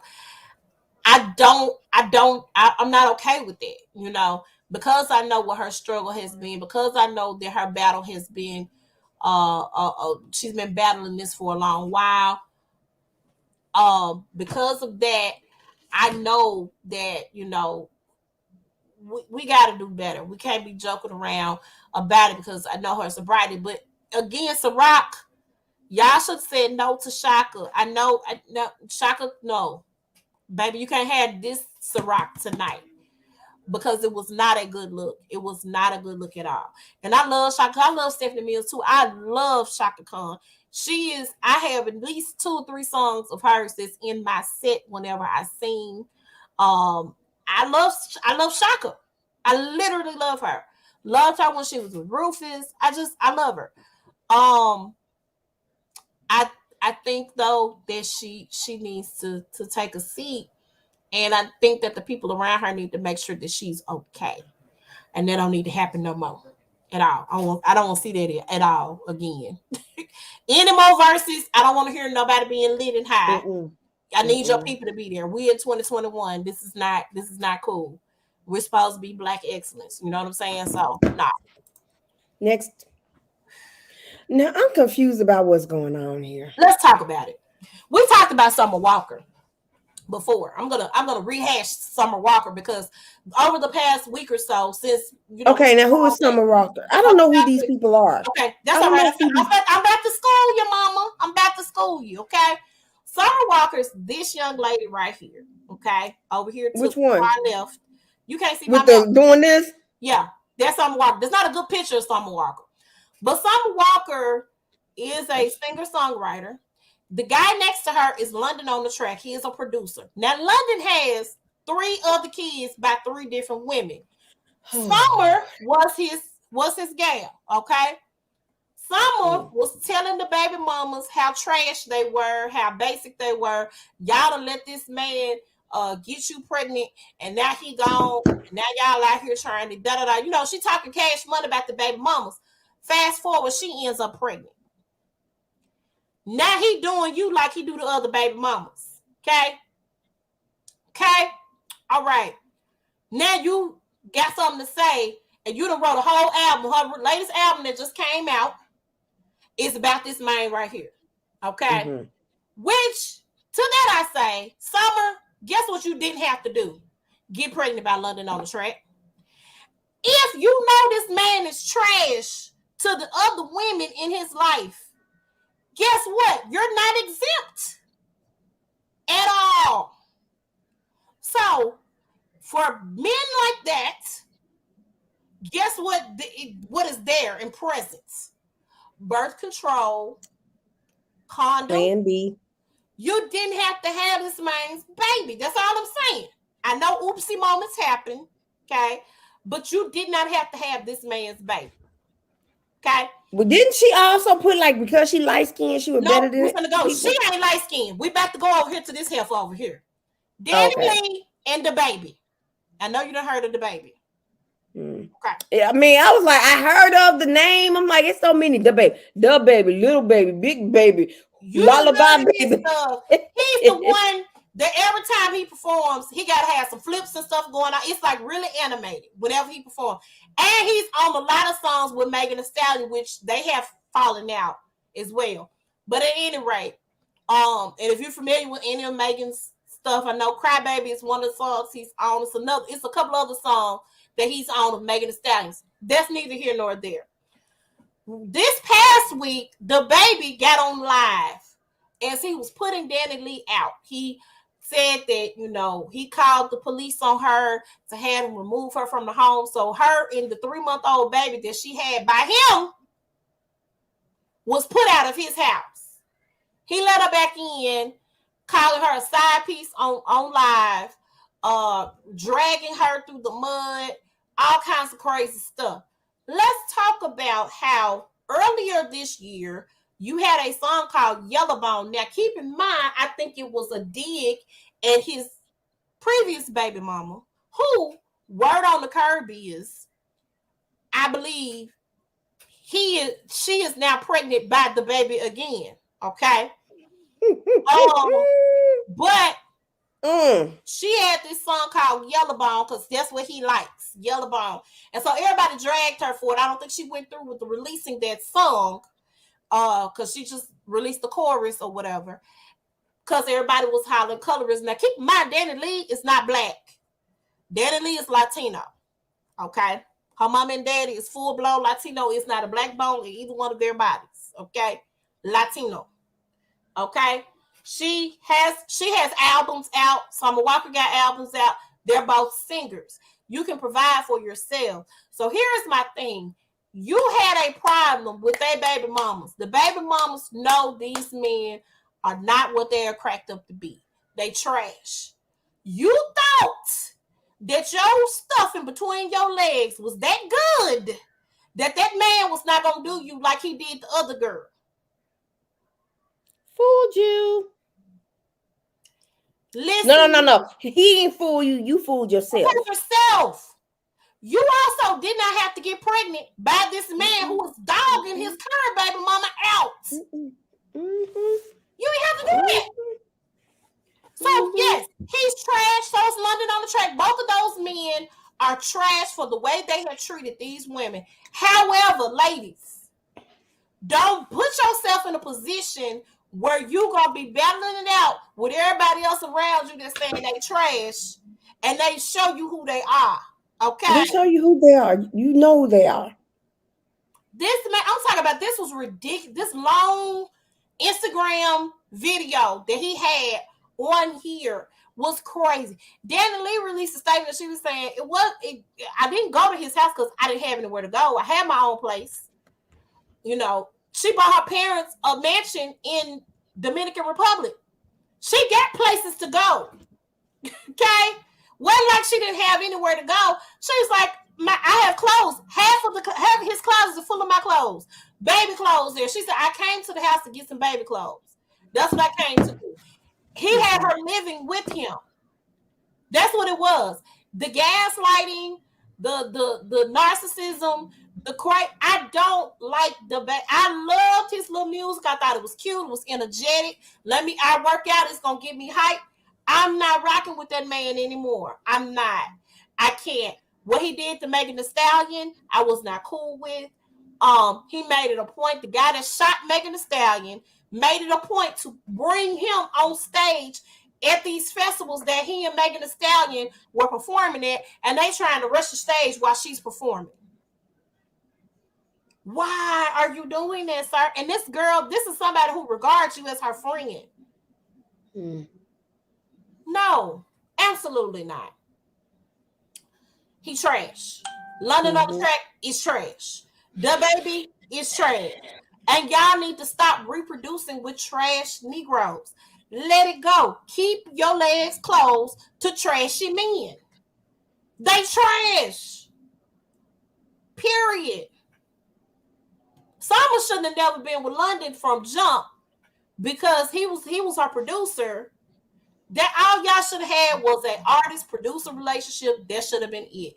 If you went there, it shouldn't have been serious to the point you fighting baby mamas on social media. Now you looking stupid, and it's not cool. And let me say this. I'm not coming from a judgment standpoint because we have all been there once or twice in our lives. There are some grown women that I know are still stuck on stupid when it comes to relationships and men. Okay? So I'm not saying that both of these young ladies are in their 20s. They're young. You know, you gotta learn. But it's a hard lesson to learn when you bring children into the world with men who don't. He was talking about, well, that ain't my baby. That is your baby, sir. And this is the other thing. Let's take it a step further. I think both of these women have little girls by these men. They're going to see this. The internet don't go nowhere. I said that earlier. It ain't going nowhere. They're gonna be able to see this Instagram post years from now. You're gonna be seeing the 3-month-old gonna see Daddy put me and Mama out when I was 3 months old. Think about that. We're not thinking about that because whatever beef you got, and let me tell you what happened. He moved that girl in his place. She found out the other baby mama was pregnant, and she got mad and popped out. That's what happened. I'm willing to bet that's what happened. And he called the police on her. All right, can we go to the next one? I'm over it. I don't understand why women do this, but I know some women who got Pookie and Ray Ray right now that don't make the money these two make. They stuck on stupid just like these babies are. All right.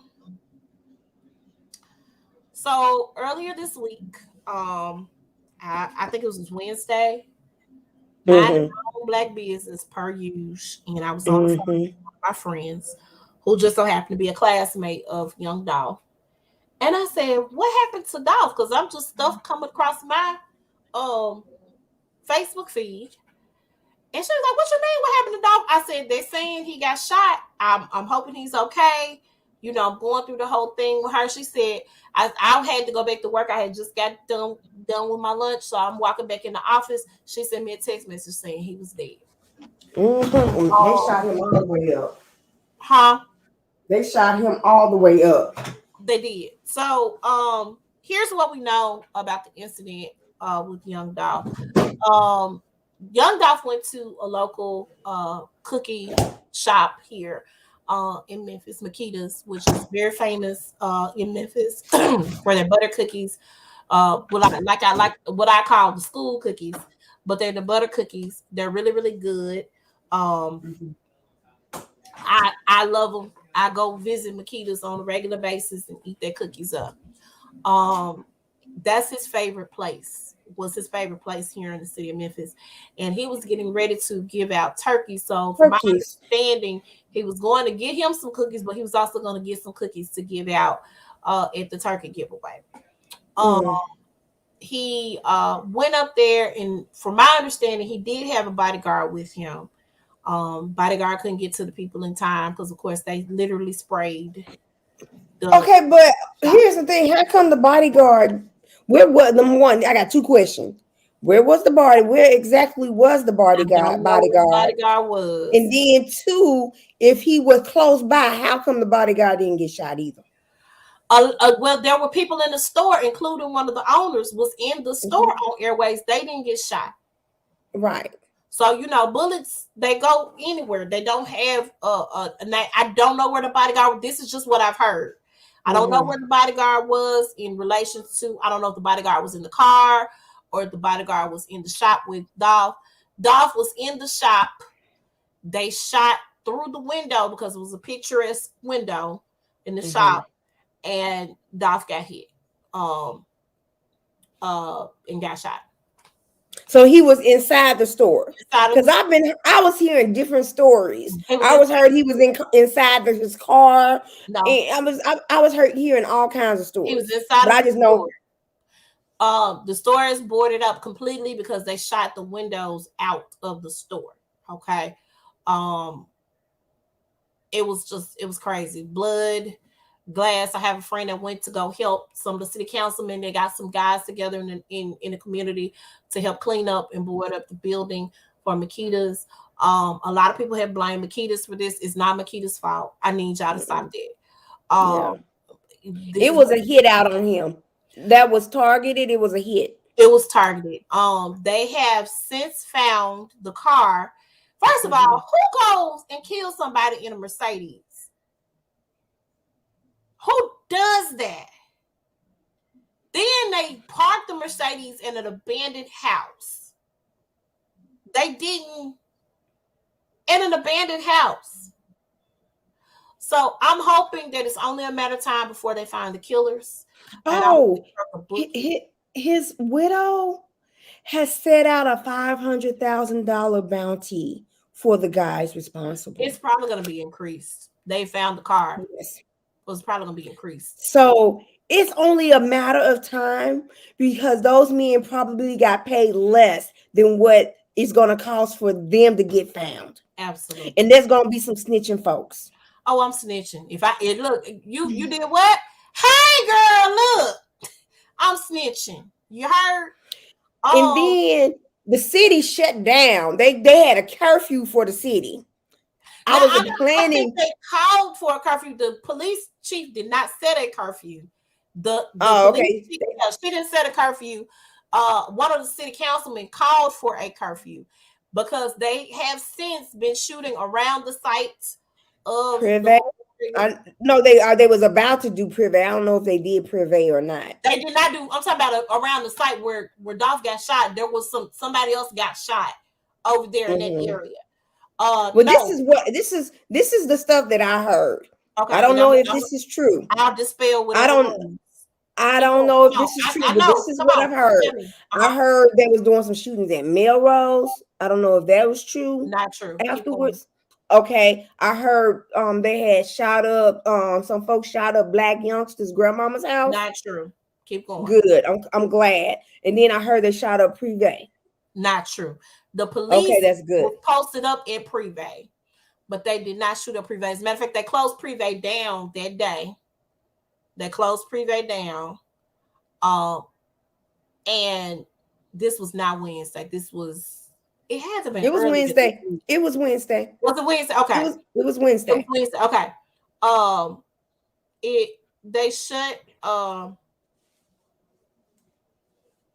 They shut Privé down. So they didn't open up.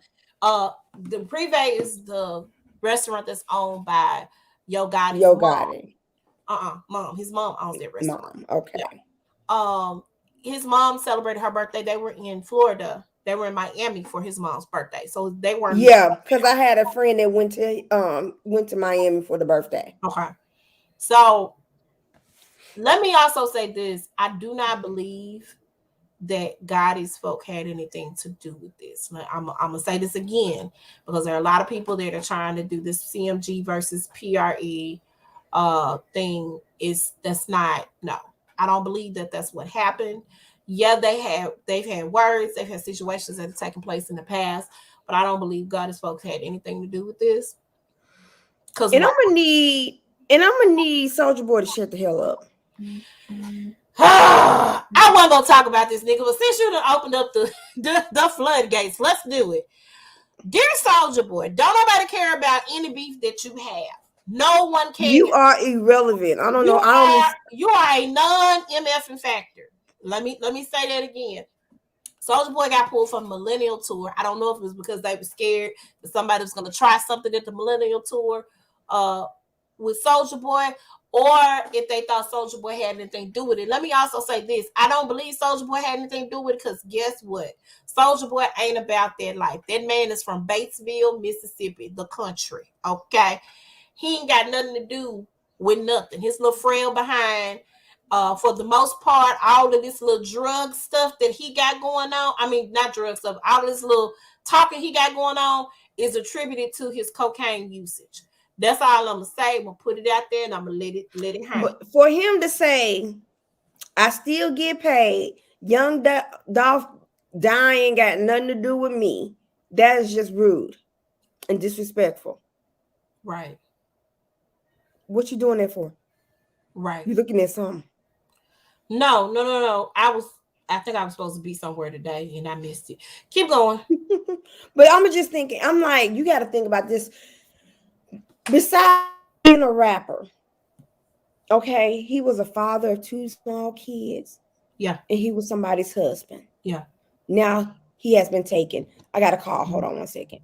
Okay. So I just think that certain things are pointless, beef shouldn't be taken as far as to whoever got a beef or whoever got a problem. They didn't have to take this man's life. I read somewhere that he had owned over 100 properties, and he bought a property each year for his kids' birthdays, for them. I think that was admirable. I think that was great. I think that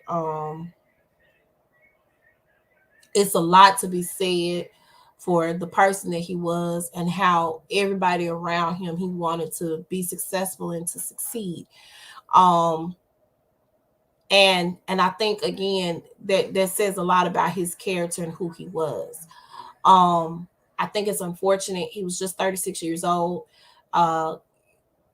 His wife can't put together how she's going to tell her kids that their dad's not coming back. I know that has to be the hardest thing ever. And my heart wholeheartedly goes out to her, because how do you tell a kid that their parent is not coming back? How do you do that? It is hard. I know when Ren passed, I told Joshua 2 days after he passed, because I just couldn't, put the words into my mouth. Because, he kept on asking them, how's Ren doing? How's my stepdad doing? And stuff like that. And then when I had to break down and tell him, it was just, he was 8 at the time. Yeah. So that's hard. These babies are younger than 8, so these are 2 small kids that she's gonna have to raise. But yeah, go ahead. But I'm gonna tell you one thing that I appreciate about young Dolph. He did believe in generational wealth. Oh yeah, he owned 100% of his songs. So as soon as he passed, the streaming and the sales, oh my gosh, it's going straight to his family. Let me also say this, because one of my friends brought up a great point. She said there is we shouldn't wait until somebody passed to start supporting them. We shouldn't wait till tragic situations happen and take place for support to be outpouring for our businesses. You know, they got a GoFundMe page circulating around right now that's organized by Dr. Kia Moore. And I wish I was able to post the information to support Makita's. So make sure y'all go if y'all can go to Makita's page or go to Butterific Bakery's page. You guys can see that GoFundMe. They also have Miss Pam Hill's Cash App floating around too. So if you want to donate, it should not take the tragic situation to happen for you to start supporting a Black business in the neighborhood. Right. It shouldn't take you to start listening to Young Dolph's music because he died and he passed. Now, of course, that's inevitable. That goes along with it. You know, the same thing happened when Elvis died. You know, the same thing happens when all people died. Tupac died. People went and bought music. Of course, we didn't have streams at the time. It was different. We were able to go buy albums and records and that sort of thing back in those days. But it's not something that we should start doing. Your support should be there 100% starting off from the jump, not waiting until. Now, of course, like I said, everything that's being streamed is going. A lot of people are questioning why Makita's need the support that they need. And his wife did endorse the support and she donated money herself to Makita's. So let's talk about that real quick because I need people to understand why it is. And of course, I've been trying to post as much as I can on different posts. First of all, there were employees in that store when that took place. Okay, the owner herself was in the store when that took place. That's traumatic. Gunfire being aimed towards you, and it's going off, and you don't know if you're gonna live or you're gonna die in that situation. That's a lot. They're going to have counseling for that. They saw a person die right in front of them. They're gonna have counseling for that. Their equipment in their store is torn up. The window was broken out. It's so many different things. I had a conversation about insurance with somebody. And they were saying, well, their insurance can take care of that. No, they don't always cover criminal acts, depending on what type of insurance policy that they have. And sometimes when you have criminal acts in your insurance policy, it's extremely higher because that we mitigate risk in insurance companies. Okay. If you're in a high risk situation, your insurance is going to be sky high. If you're in a high risk situation. So we're going to charge you for that, or we're not going to cover it. That's how that works. So what I need people to understand is that your answers ain't always the right answer. If you don't want to support Makita's, by all means, do what you feel you must. But this Black business is a small business. They're not Walmart. They're not Walgreens. They're not a Family Dollar. They're not any of the big conglomerates that have an insurance policy or have the money to fall back on to repair and get back up to standards. So I'm not going to say sell out, but if you can support. Now, buy the cookies. If a lot of people haven't heard of Makita's, go buy them. The cookies are amazing. The butter cookies are good. They got chocolate chip. They got tea cake. They got all types of flavored cookies, not just the butter cookies. They're just known for the butter cookies. Go buy them. They're in the stores. They're in Kroger. They're in the Cash Savers here in the city, all over the city. So if you see them, just pick up a bag of cookies. You know, every little bit helps. But my prayers not only go out to Young Dolph and his family, but it also goes out to those people that witnessed that. Because that's traumatic. That's a traumatic situation. And they shouldn't have had to witness it. They shouldn't have had to go through that. That was unnecessary. Whatever the situation was, it was not that deep to where this man had to be taken from his family. So that's all I'm saying. And I hope anytime somebody kills somebody, because I say that's evil. Lord Jesus, can you hear me now? Let me move. I hear you. But I just pray that his spirit is haunting those men right now. Girl, you be killing me with this spirit, honey. You be killing me I with do. that. Oh Lord. I do. Yeah, I definitely hope that justice is served in this situation. Right now, every shooting is they're trying to figure out if it's related to the young Dolph situation.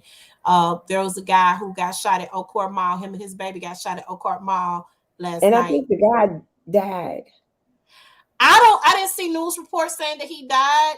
I I heard believe. that last night, but I didn't see it on the news. When they reported it, they didn't say that the guy didn't make it. They said he was in critical condition and his son was fine.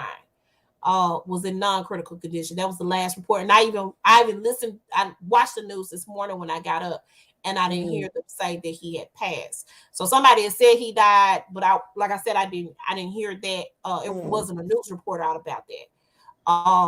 But I do hope if he has passed, I pray for his family, and my condolences goes out to them. I don't know what's going to fix the crime situation. You know what? The only thing that can fix the crime situation is the people itself. I agree with that. I do agree with that. Because it's only so much that the police officers can do. But if your heart and your mind is still set on doing crime and doing stuff, then it's going to still be more crime and more stuff. Let me say this. I think the economic situation too. I'm not saying in Young Dolph's case, no, because you drove up in a Mercedes to shoot and kill him. So not in that situation, but in the general overall crime situation, 9 times out of 10, it's the economic situation that goes into the crime factor. You're stealing because you need money. You're robbing out. Of course, you got people who just gonna steal anyway. But a lot of times people are put in positions right now with the way that the housing market is going, rental properties, prices is going up. They're not going down. It's been really crazy. Everybody's blaming the pandemic, but part of me wants to believe that it's not the pandemic and it's just people being greedy at this point. Yeah. And then here's my thing. Also, I believe if our country had the type of punishments like places like the Middle East. Yeah. Singapore is my place. You can't if you steal something, your hand is chopped off. That's in the Middle East. Singapore, you get in trouble for putting a piece of trash on the ground. What's his name that got whooped on TV? I can't remember the white boy that vandalized something over in Singapore, and they beat his behind on TV. I can't remember his name. I don't know if you remember that incident or not. Little white boy went over there on a student exchange trip or something, and it was a while ago, but I'm sure you look it up. They called it flogging or they beat him on TV. In Singapore, he got in trouble. Went to jail. They immediately arrested him, and they can do citizens arrest in Singapore. You can't throw trash on the ground. That's just how much crime they don't have. Because if you throw trash on the ground, they finna take you to jail, bro. You're going to prison. But I'm talking about if you steal something, you get one hand cut off. I get that, but that's what I'm saying. They have strict punishments like that too in Singapore. But like I said, it's as minimal as you throwing a piece of trash. We throw trash on the ground all the time. Okay. As minimal as you throwing trash on the ground. So you can only imagine how severe your punishment would be if you're stealing and you're killing over in those countries. I would like to think that there would be a place where you could just dump off the people who just want to be criminals for the rest of their lives and just let them kill each other off. I mean, I think it would only be fair. All the serial killers, capture them and put them in one place. Don't have them confined to their jail cell. Let them have a kind of like a what they call it, what was that movie with the little girl? When they had the games, Hunger Games, have a Hunger Game type of situation. You know, we got to be a little creative with crime. You know what I'm saying? I don't know that there are rules and regulations that would allow for us to do that here in this country, but I'm just saying, I feel like if you just out here being a criminal, out here in these streets, jail is not for you. I think we just need to drop you off on an island somewhere and every man for himself and be done with it. I don't think that we're gonna solve crime overnight, but yeah, everybody, we got it, and we also have to have this snitching, this no snitching code that they have in the hood. We also need to stop with that, especially in our community. We feel like it ain't our business, so I don't want to get involved. They're gonna come after me. I mean, but if enough people come together and bond together to fight that, I think we'll be all right. But it's a very, very, very, very longer conversation that needs to be had about crime in our community. But I just want to say again, RIP to Mr. Adolph Thorne Jr., Young Dolph, aka Young Dolph. Let's move on. All right, Wendy. Do I have anything that bugging me today? You go, and then while I think. I am not one to block people on any social media platform. I don't block them. You do what you do. It is what it is. I'm not a blocker. You have to really do something drastic for me to block you.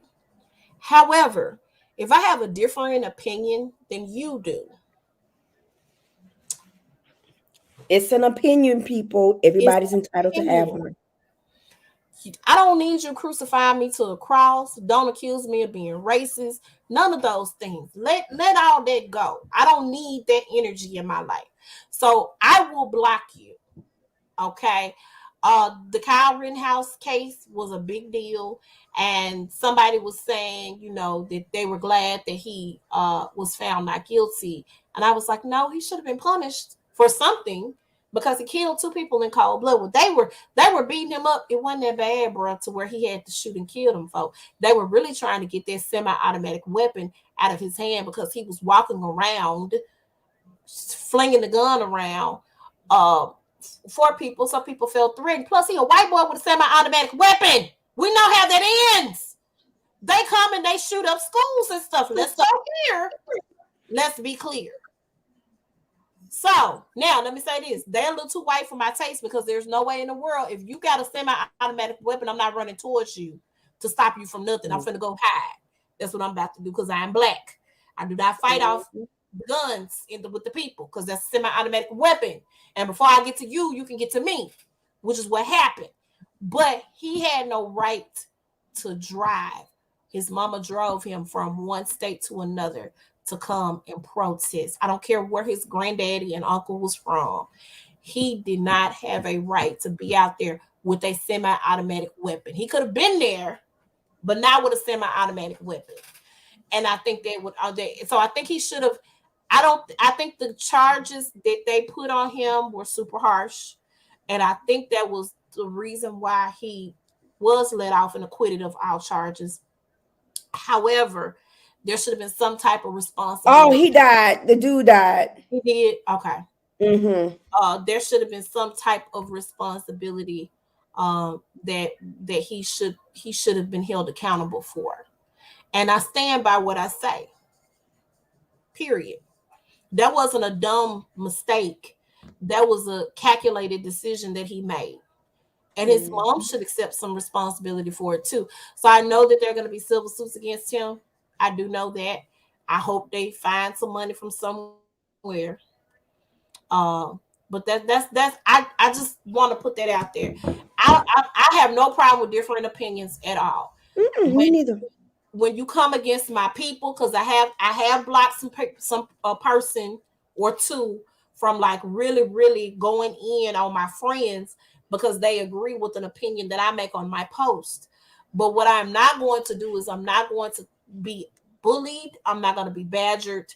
You're not going to jump on me on social media because I have an opinion that differs from yours. I have no problem with different opinions. If you disagree with something that I agree with, that's fine. And in this situation, I said to the person, let's just agree to disagree. I think he should have, the charges were harsh. However, I think he should have, some type of responsibility should have been warranted for him. Because had the shoe been on the other foot and there was a black 17-year-old that did what he did, here we would have been in a different situation. Did you find something that was bugging you, Wendy? Okay, this is always bugging me. People. The far right lane on the expressway. No, the far left lane. I'm sorry. The far left lane. It's the fast lane. It's the passing lane. That means that it needs to be open so people can pass by. That means you have to be speeding or doing something. If you're holding folks up when you're going the speed limit on the faster lane, you need to be on the other right lanes. Okay. And then get mad when people decides to go to the left, to the right lane, then get back in front of you because you then you get mad. You're in the way. I think that was the definition of the song. How they say, if move, get out the way was a person. I want to know if they ever got out of his way. That's what I want. And they need to have a sign, slower traffic, right lanes. But isn't that a rule of the road? Like, it is the rule of the road, but people act like they don't know that. Okay, well, I tried. And so I'm like, how, and then this is another thing that gets to me. You in a lane that's moving fast, but you need to be on the opposite end. So you're going to wait until you almost got to it's too late for you to get to the opposite end, which causes what? Traffic. Besides an accident, there's two reasons why we always have traffic. One is because people don't know how to mind their business when there is an accident on the road and they want to see what's going on. If it ain't got nothing to do with you, mind your business, keep on driving. Two is if you in the wrong lane and you need to be on the opposite end of the lanes, but you're gonna wait until it's too late and then try to get over. Come on, people. Come on here. And I'm like, y'all just don't want me to be great when I'm taking my son to school in the morning or picking him up. Y'all don't want me to be great. Because I stick to the rules. I'm always at the lane that I'm supposed to be. And that is it. I yield the mic. Y'all better learn how to drive, because I'm telling you, Wendy made a child every week for something. Y'all better learn how to drive. Learn how to drive. Learn how to. And then, for goodness sake, get your butt off your cell phone. Driving. You somebody almost hit me on the interstate because that was on their face. That was FaceTiming. That was coming in over the line. I'm like, girl, what are you doing? FaceTiming. I'm sorry. Yeah, get off of the cell phone. My phone automatically is on driving mode. So if you text me, it says, "Hey, I'm driving right now. I'll get back with you when I'm not driving." Oh well. All okay, right. I don't have anything. Do you have anything coming up, Wendy? The only thing that's coming up is next Sunday, since we're not gonna be here. We won't be here next Sunday. It is my live holiday open house with two of my sister consultants. Okay. We're going to open it up to the public, but we got to open up a group, a room, a specific, page so we can be able to do that. And Okay. what I will do is I will put it on the size up. If y'all are interested, Yeah, please put it. Yeah, please put it on the page, so people can follow it. We did have to cancel our recent. We were supposed to have Wednesday was the day of our show. We had to cancel that. Um, so we did cancel that. It's been rescheduled. We're planning on doing it for December the 1st, but now I'm not sure if December the 1st is going to be the move. I do know we do have a show on December the 15th. So once I get that flyer, I will make sure that I put that out there. We are going to have our year-end review show. I don't know, and we'll talk about it, but we're gonna have it every year at the end of the year. We do just kind of like a recap of everything that happened over the past year. And we'll have that, we'll release that date to you guys. Because I only see one viable choice unless we want to do the day after Christmas, but we'll release that information to you guys real soon. Recap of the year. We get on here and we talk about what did happen over the past year, kind of rehash everything, and get that together. If y'all have anything y'all want us to talk about or mention or discuss, make sure y'all hit us up on our pages, and hopefully we get Heather back for the episode. I pray. Wendy, tell them how they can reach you. Okay, there is my Facebook page, Wendy Edingbourgh Smith. My Instagram page is at VLux76. And of course, you can shop with me 24/7 on my website, which is www.marykay.com/WEDINGBOURGH. And I will also be posting that I will have a Cyber Monday. I'm not having a Pink Friday. I already had that last week. Yeah. So I think I'm on here. Oh, you look cute. And I will also post that flyer out to the page as well. You people support a local Black business, please. Small businesses is what makes the country run, really. Yeah. Because you're seeing all of these big corporations, big stores, they're closing down. They are. I did not know that the Macy's in Collierville had closed. Somebody just told me that not too long ago. And I was like, white folks don't go to Macy's. A lot of people are shopping online. I mean, let's also talk about the fact that some of these places you can't go in and try on clothes. Mm-hmm. So, if I'm gonna have to do a, forget how it turned out type of situation, then I might as well just order it online. And if it don't work, I can send it back and get a bigger size. Mm-hmm. So, yeah. You guys can reach Heather, our neighborhood sexuality coach. Heather. Heather's Passion Academy on Facebook, on YouTube, and her website, www.HeathersPassionAcademy.com. You can reach me on the Facebook at Vicskeyas Faith More, Instagram at Vicskeyas Faith, and Twitter at Vicskeyas Faith. You also can reach us here at The Size Up on Facebook, Instagram at The Size Up 2102, YouTube, The Size Up Official Podcast, and you can email us any show ideas. You want to be a guest on the show? Got a little tea for us you want to drop in the inbox, or you can inbox us or email us at thesizeup2102@gmail.com. You also can listen to our podcast on Anchor, Google Podcasts, Spotify, Breaker, Overcast, Pocket Cast, Radio Public, and SoundCloud. Thank you guys for joining us on today. We have enjoyed you. Make sure you guys follow us. We will be back here tomorrow night for It's On. I'm excited because we're talking about King Richard. Very good movie. Did you get a chance to watch it? Oh, yeah, I watched it. It was really, really good. So we're going to review King Richard on tomorrow. So make sure you guys are back here tomorrow, 7-ish, possibly. Might be 8. I'm not sure what this here is doing. Huh? I said, I don't know what this here is doing. Okay. But make sure y'all join us tomorrow night for that. And that's all I got for y'all today. We will see you guys. Won't be next week, but the week after next, we will be back here.